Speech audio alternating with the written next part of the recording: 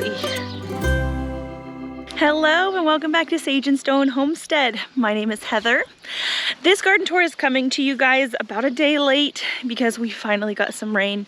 It had been probably 3 weeks since we had a drop of rain and the plants were really starting to suffer. So I had been watering them with the hose, with the sprinklers, with our drip irrigation, but that is city water, and there's something about city water that is just not it. You really can't beat a good rain for the garden. I know that there are some really excellent soluble nitrogens and other good things in rainwater, and so I'm excited to show you the garden today. So normally we start our garden tours in the raised bed garden, but I think we're gonna switch it up today. I actually have some things to harvest here in the greenhouse. So it is currently still morning time right now, and squash plants have their blooms open in the morning most often. Usually by the evening time they've closed up, and so right now is prime time for pollinating.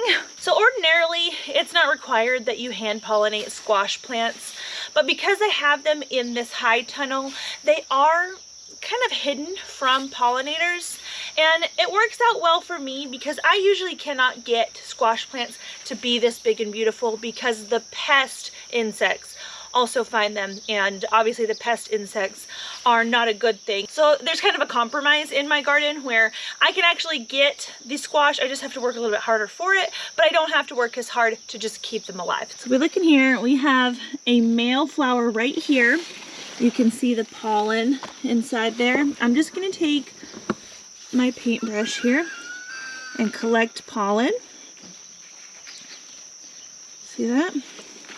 Over here, this here is a female flower, and you can see the difference on the inside, but also there is a small little baby version of the squash at the base of the flower. And I just wanna take my pollen here and tickle it in there, and then we will get more squash.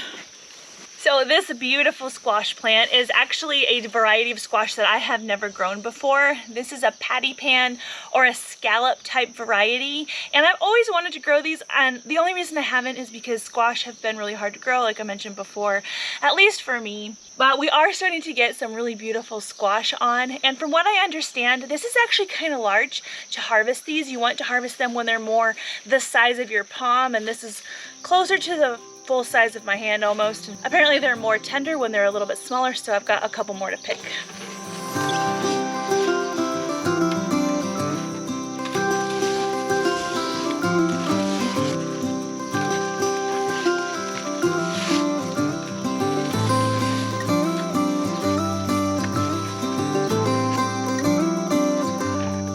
So up along here, the squash varieties that I put in are starting to really take off. I noticed that this one is starting to put on some blooms and even a teeny tiny fruit. So that squash right there is actually a bush variety of a spaghetti squash. So I thought. So this particular squash variety is called a bush sugaretti. So it's like a tiny personal sized spaghetti squash, and they're about pound and a half sized fruits. Really excited about it because the description of the seeds said that they only vine about 2 feet, and so I figured that would be perfect for in here. They would ramble the tiniest bit, but they wouldn't take over, because vining plants in the greenhouse is probably not a good idea. It would just be kind of a huge mess. But I recently just went online again to buy some seed. You can get good deals on seeds this time of year, and I actually looked through reviews for the bush style sugaretti, and it turns out that this actually doesn't really stay as a bush habit. People were saying that it vines out really long and completely takes over, but they love it. So this could get kind of interesting in here. I might have to just send it out the sidewall. But that's fine. We're starting to get little tiny squash, and I'm really excited. Over here, this is my delicata squash, and I have noticed that I'm starting to see signs of squash bugs on here. The two main pests that we deal with our squash are squash bugs, which look a lot like stink bugs, and the squash vine borer, which is the larval form of a specific moth. It's actually a beautiful moth. I haven't seen any evidence of those yet this year, knock on wood, but the squash bugs are here, and you can tell without even seeing the bugs themselves, that they are present based on this little tiny cluster of eggs that they leave behind. The eggs are coppery and they're always in a little cluster like this on the underside of the leaves. And you can see what I did here was just take off the entire leaf. I have tried to take off, like just brushing off the eggs, and I always tear a hole in the leaf anyway, so I figured I'll just take off the leaf. It's not a bad idea to prune and thin out the squash plants anyways, especially in a situation like this. It helps promote airflow and reduces the signs and symptoms of powdery mildew, which I still can't decide if this plant is dealing with that or not. The powdery white exterior of those leaves just might be part of what the plant does. Hello, sir. How are you? You're handsome. So I had been pruning a little bit in this plant, and I had been noticing the signs of the squash bugs. And really, squash bugs are a lot easier to manage than the squash vine borer. So if that's all I've got to deal with, I will take it. We can work with squash bugs. The row of black-eyed peas that I put in is looking really good. I had thought that my seed packet said that these needed to be trellised, and they very well still could need trellising, but I haven't noticed any tendrils. But also the growth habit is different on beans that will climb. They'll just get taller and lankier, and I'm not seeing that out of these black-eyed peas. So I don't think I'm gonna put the trellis up quite yet, but they are filling out quite nicely. I haven't seen any flowers yet, but they'll come in time. The lima beans are coming on really nicely. They're gorgeous. Look at how many lima beans are on this one plant.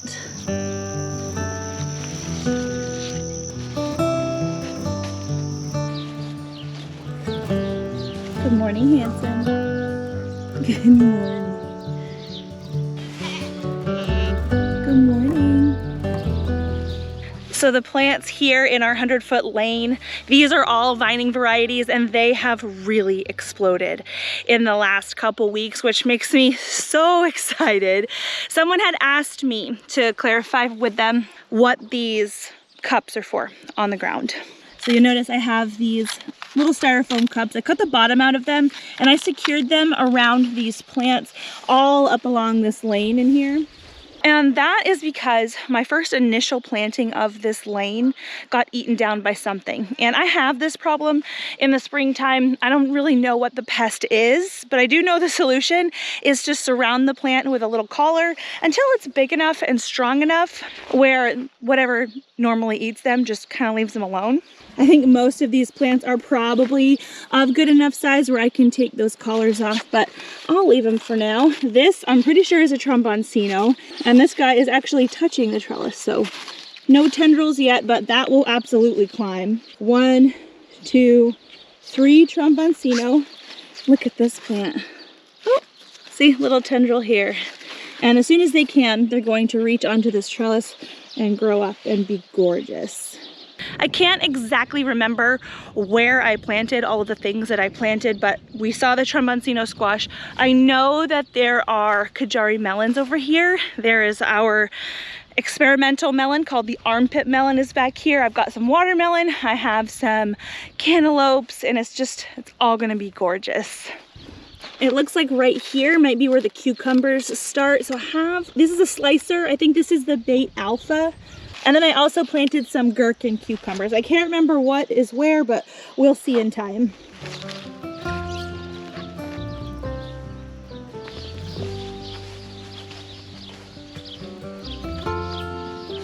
So if you've been with us for our garden tours this year, you know that we used to have peas here. We had quite a few peas on both sides of this arch trellis here. And this week I actually took them down. They had officially petered out. And we got probably about 3/4 of a gallon's worth of shelled peas. So these were arrow shelling peas and I love them. I actually ordered a bulk pack of them to grow in the greenhouse this fall, and I'm really excited about that. But while taking out the peas, I found some really amazing volunteers. So this is actually volunteer ground cherries, and I did notice that some of the ground cherries are barely starting to flower. See that in there? There's actually a cluster of ground cherries right here and right there. And I've had ground cherries growing in this space for, I think this is the 3rd year, and I only planted them once. They are very good at reseeding themselves, even when I add inches of amendments and mulches and things onto this space. Somehow they always manage to surface and grow, which I don't hate it. This tomato I planted here intentionally. This is on the front side. So there's a tomato here intentionally, a tomato here intentionally, and then I have tomatoes on the opposite ends, also intentional. But this tomato here is a volunteer, and I think this is a Belgian giant. See it? I just love this tomato. I'm really excited that it decided to show up, so I'm gonna let that grow there. And then I noticed that this guy is in here, and this looks a little bit different. This may be a cherry type tomato. We're just gonna have to wait and see. This is a weed, but there are more ground cherries here. And you'll notice that I have left the white clover in here. And I don't necessarily mind the presence of the white clover in the beds. Actually, a lot of people will put white clover down as a ground cover over the winter. Kind of acts as like a living mulch, which I enjoy, and clover actually will synthesize nitrogen out of the air and put it down into the bed, so it can stay there. I do have a couple things intentionally planted here, these tomatoes, and then this is a birdhouse gourd here. This is a loofah gourd, which has started to climb, which is super exciting. And then there is another loofah gourd right there. So these squash plants are planted about every 3 feet apart in the length of this bed, which is fine. That is adequate spacing, but maybe not when there are tomatoes this close by. So I'll have to keep an eye out. I may need to thin out 1, maybe 2 of these gourds. From what I hear, you don't need a whole bunch of plants to get a whole bunch of gourds. On this side of the arch, we do just have 1 birdhouse gourd here, and that has really started to take off. It's very tall at the moment. So over here next to the birdhouse gourd, I'm sure you noticed these beautiful white flowers. These are actually the flowers of a white icicle radish that I left in the ground from months ago. I just didn't harvest it. We let it go to seed, and this is the result. I have heard that white icicle radishes are really great to companion plant in with your squash plants. They can help prevent the squash bugs and squash vine borers on those plants. As far as I know, the birdhouse gourds and loofah gourds are pretty resistant to those pests, but I left it anyways. This is a really good illustration about how much food you can really get off of 1 radish. Honestly, I feel like you can probably get more food off of 1 radish by letting it bolt and go to seed and put on these seed pods than you would if you just harvested the radish alone. So see, here's the seed pod, and at this stage, they are very tender. They're a lot like a green bean, honestly, with a little bit of that sweet radishy type flavor. This particular radish is very sweet. It's not peppery at all. And those pods are so, so good. You can eat them raw, like I just did, put them on a salad, or we have also put them in a stir fry, and they're excellent. See back here? That's the mama radish, and this is probably way too woody to eat right now, but it doesn't actually matter. All of these pods provide tons and tons of food, and we can even leave some of these on here and let them mature the seed that's on the inside and plant them in the ground and start the cycle over. The sunflowers at the end of this bed here are officially taller than me. Now they are planted in a 2-foot bed. So if I bend one down here, we're starting to get the very beginnings of our flower heads. I'm gonna overlay a little clip here of what these guys look like just 4 weeks ago. Our peppers that are in this bed have really taken off, which I'm super excited to see. And I noticed that this particular plant is actually variegated. Do you see these white streaks in the leaves? This is variegation, and as far as I know, there's no function for it except for just to be beautiful. And I don't remember planting a variegated plant. Much like in the lane, I did not mark what's what in this bed. I know what kind of where I put things. I'm pretty sure that these plants here are all Sugar Rush Peach, which is a hot variety of pepper, although this does look different. Last year I grew a variegated type of pepper in my greenhouse. It was called candy cane sweet pepper. I'm pretty sure I ran out of those seeds and didn't plant any this year, so it'll be interesting to see what that is. This is where I harvested some garlic out of a couple weeks ago, and I planted in some corn. This is a Bantam style sweet corn. When I planted this corn, I actually only planted 1 corn seed per hole, and I got 100% germination, which I always love to see that. This corn over here, I planted 2 seeds per hole, and I did have a little bit of thinning out to do. This is peaches and cream corn. I almost forgot what I had planted here. Now, yesterday with the rainstorm, we did get, I think it was 50-mile-an-hour winds coming from the west, and these did blow over a little bit, but it looks like they're starting to pick back up. See, it's a little bit windswept on this end, but they should be fine. I did decide that I would take the rest of the cabbage out of the garden today. It's the middle of June at this point. It's getting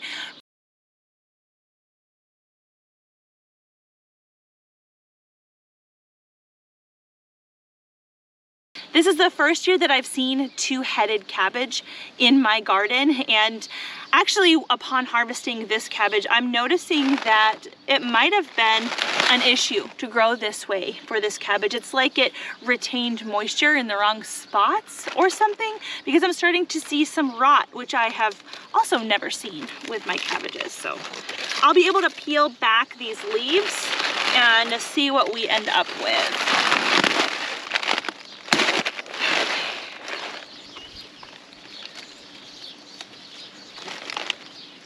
Oh.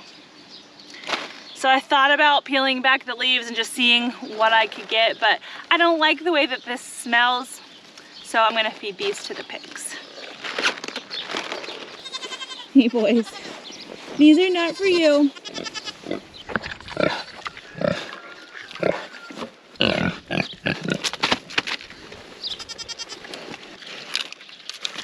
Oh, Bobo.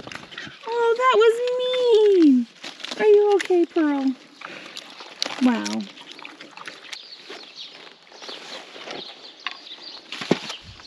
We are getting quite a few red strawberries still, and I actually had one of my Amish friends over a couple days ago, and she was pretty surprised that we're still getting strawberries. These strawberries are ever-bearing strawberries. I think these are all Ozark Beauty, if I remember correctly, and these guys will flower and fruit all year long. There are varieties of berries, strawberries, that are called June bearing, and they'll put like all of their flowers on at the same time, and subsequently all of their fruit comes on all at the same time. And those varieties are really great to have if your goal is to get a whole bunch of berries at the same time in order to maybe sell or to do something like make strawberry jam. Ever-bearing varieties like this though, I kind of like it because I like to come through the garden and just kind of snack on them. Look at this big one, holy moly. I have noticed though that even though these are ever-bearing, they have slowed down a little bit. I'd say that most of their berries come on in the springtime and early summer, but we'll be getting berries here and there throughout the season, especially if I feed the plants well. So we've been fighting critters for some of the berries, but genuinely it hasn't mattered that much. There's still quite a few real good ones in here that we're able to pick.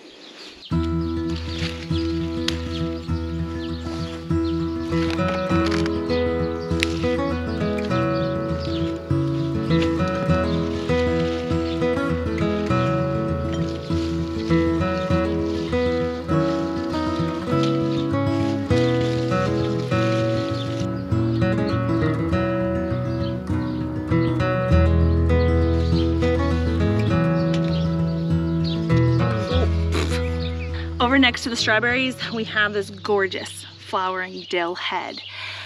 So I have a favorite pickle brine recipe, and I'll put it in the description box below, and it calls for flowering dill heads.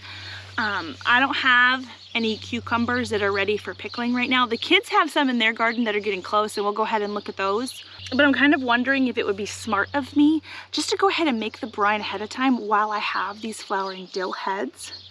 In the very least, it would be smart for me to pick them, because if I let these guys go to seed, they're probably not going to be putting on more flowering dill heads when my cucumbers in the lane are ready to be pickled. So decisions. Definitely one of my favorite herbs. This is lovely. So I've got to show you the kids' garden again this week. Their watermelons are really starting to sprawl. I don't see any little bitty watermelons on there quite yet, but it won't be long. But look at the amazingly huge tomatoes that they have coming on in their volunteer tomato garden. Their tomatoes this year are really doing awesome.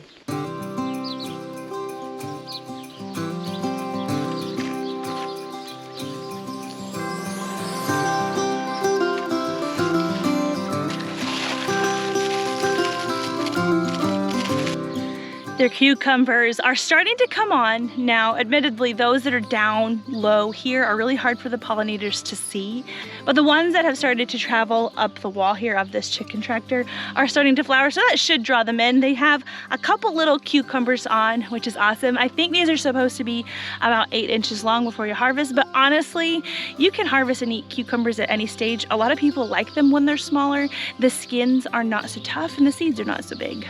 We're definitely gonna leave that guy a little bit longer though.